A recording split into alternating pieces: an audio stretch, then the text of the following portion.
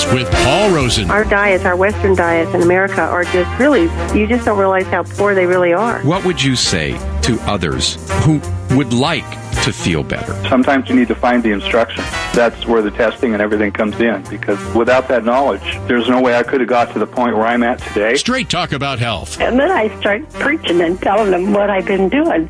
And this guy named Paul Rosen has changed my life. With your host, Paul Rosen. By the way, the information contained in this program is not approved by the FDA, nor intended to treat, diagnose, or claim to cure any medical condition or disease as defined by Western medicine. However, skilled practitioners of many disciplines have found nutrition response testing to be a highly reliable supportive technology for assessing the health and fitness of the body's functional system.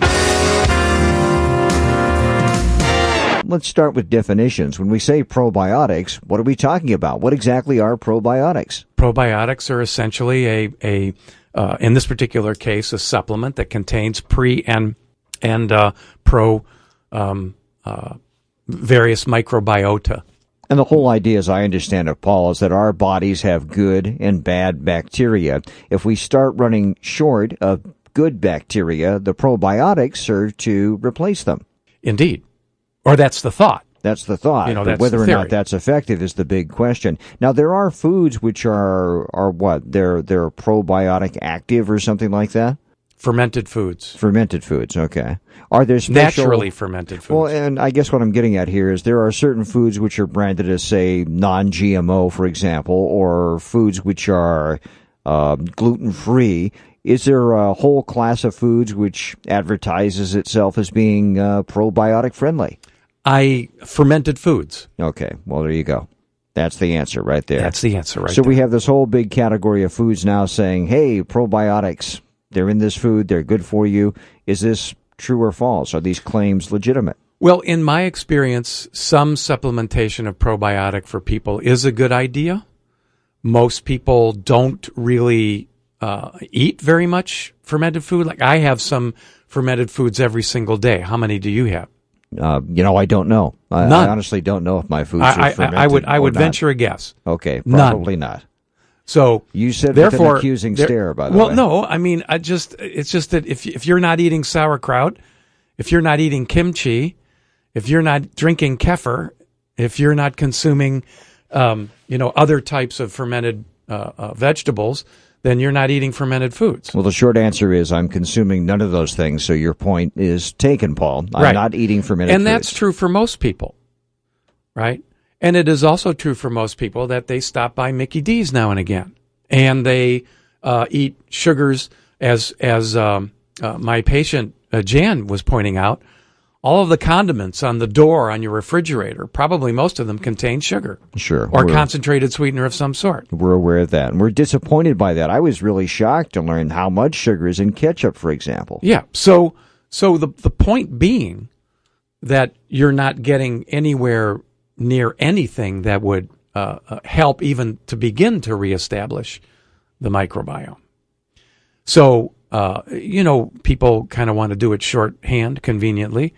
A probiotic, a good tested probiotic for the individual will do some good. It will not restore completely. Without changing your diet, you don't stand a chance. So taking probiotic supplements in a pill form may not be harmful, but it's not necessarily going to be a solution.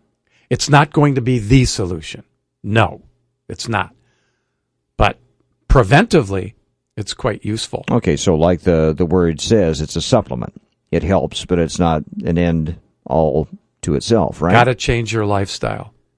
If you're going to do it, if you want to do it and be successful at it, then you've got to change your lifestyle. So this whole probiotic movement, the idea of supplementing or having probiotic-friendly foods, that all is legitimate as far as we can tell. Is that right?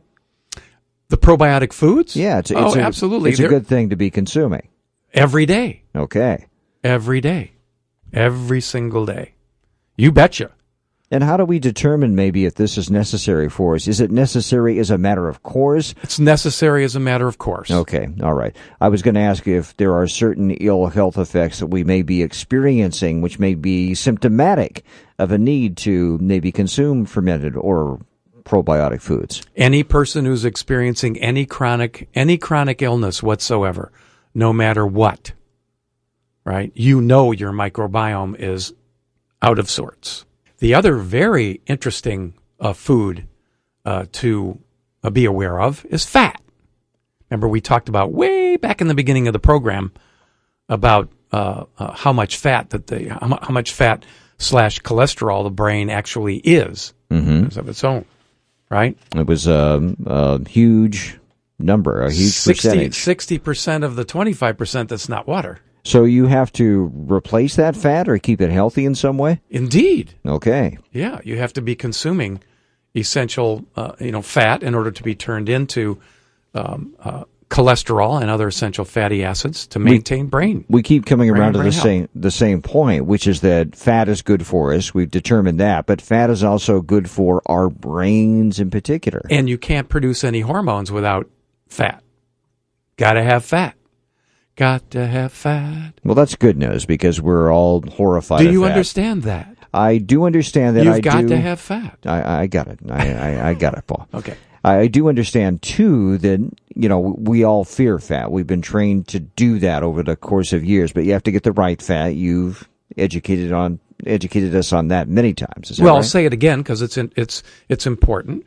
Olive oil, sesame oil, coconut oil, peanut oil, and butter. Butter. Lots of butter. Not pasteurized, raw if you can get it, or European butter. Tend to be more grass-fed. It's really important. Right. You mentioned earlier, Paul, some specific foods that are fermented and good for us. Let's go to the phones with Robert from Portland. He has a question in that regard. Robert, thank you for calling this morning on Health Matters. You're on the air with Paul Rosen. Good morning, Robert. Good morning. For several years, I've been looking for fermented sauerkraut, and I never find anything other than the two major brands, and one says barrel cured and another just says sauerkraut. Well, all sauerkraut, let's put it this way. All sauerkraut, by definition, is fermented, should be fermented, but there are sauerkrauts out there that are sort of that process is hastened in a commercial way, which really makes it useless for the purpose that I'm discussing this morning. But the sauerkrauts, the most useful sauerkrauts are ones that are in the cooler, in the refrigerator. Oh, I saw it in one story the other day. It was in a plastic bag, and it was in the refrigerator. That would work. Oh, yeah, and then also, there are a number of brands. The one that I use is called Ollie Kraut. It's made in Washington. That you can get that at New Seasons or Whole Foods, as far as I know. Oh. Delicious. I saw the one I saw yesterday, the day before yesterday, was in Walmart. Yeah, I don't know about that one. I don't either. So. Yeah, I don't personally shop for food at Walmart. Yeah. So I'm not as familiar with, what they have. I know that they're working harder to put more wholesome foods in there, more organic foods. I know that's happening. But the stores that I generally frequent are New Seasons, Whole Foods, Chuck's, Trader Joe's, those types of things. I'm not familiar with any sauerkraut products at Trader Joe's, but okay. Chuck's, Whole Foods, and New Seasons have some very good sources of sauerkraut. But as I said, the most useful ones are in a jar. I'm okay with the plastic because it is cold, so it won't leach. But I generally go for the jar, and they are stored they're found in the the refrigerator section. Yeah. I had somebody ask me, we're talking about the fermented sauerkraut, and they said, well, what about fermented tea? And I'd never heard of that. Fermented what? Fermented tea. Tea, as in like? Yeah, like a tea bag or whatever. I've never heard of that. I'm not familiar. I don't know what product they would be referring to. I'd have to know more information to talk about that. Yeah, they said it's pretty expensive. Okay, well, that doesn't tell me anything either. I mean, there are other types of fermented vegetables. There's also different types of fermented cabbages, too. Kimchi is another very good product. I don't know if you're familiar with that. I had some once, but... yeah, it's a Korean vegetable. It tends to be a little... They put... They spice it up with pepper. Yeah, it was too spicy for me. Too spicy for you. Yeah, it's quite delicious, though. Oh. And then there are some dairy drinks. Kefir is a fermented dairy drink. Is that spelled with a K? Kefir. Oh. Or kefir. Where do you find that? In the dairy case, or? Yeah. Yep. You wanna look there. Okay. Yep. So yeah, I use the sauerkraut in my salads, and I have raw vegetable salad at least once or more every day. Oh, really? Oh. And I put the sauerkraut right in that salad. It's delish. Oh, I like sauerkraut too, but every time I get it, I feel guilty because I'm not finding one that says fermented. No, it is fermented. It's not going to say fermented. Sauerkraut is a fermented vegetable. The closest it comes to it is one brand says barrel cured. Yeah, it's not going to say fermented on it. Oh, okay. Because that's what it is. Okay. That's how you get sauerkraut. All right. At least the good sauerkraut. Okay, another lesson from Paul. Well, beer is fermented, right? It's a fermented product. That's just the problem is what you're left with is the alcohol, and I wouldn't promote that. Yeah. Yeah. Thank you, sir. You are welcome. Thanks for calling. Thanks a lot, Robert. Have yourself a great Sunday. In addition to probiotic foods, Paul, there's a whole line of probiotic lotions and potions. There's even this Greek yogurt face mask you can put on. It's advertised as a probiotic product, and it says it will reduce the effects of aging. Any thoughts on any of that? I just recently got some snakes, and I've been oiling those up, pretty good. I got a bottle for you. I got a bottle for you, and for you alone, $19.99. And if I put these on my face, and it will turn all of the hair on your face blue.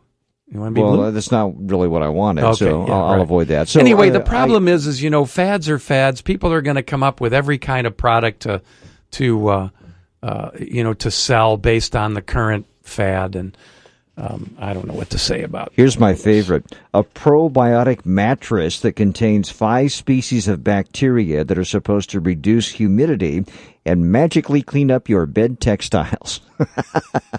A probiotic mattress. I'm just not going there. You can get this is a family show. Stay out of the bedroom.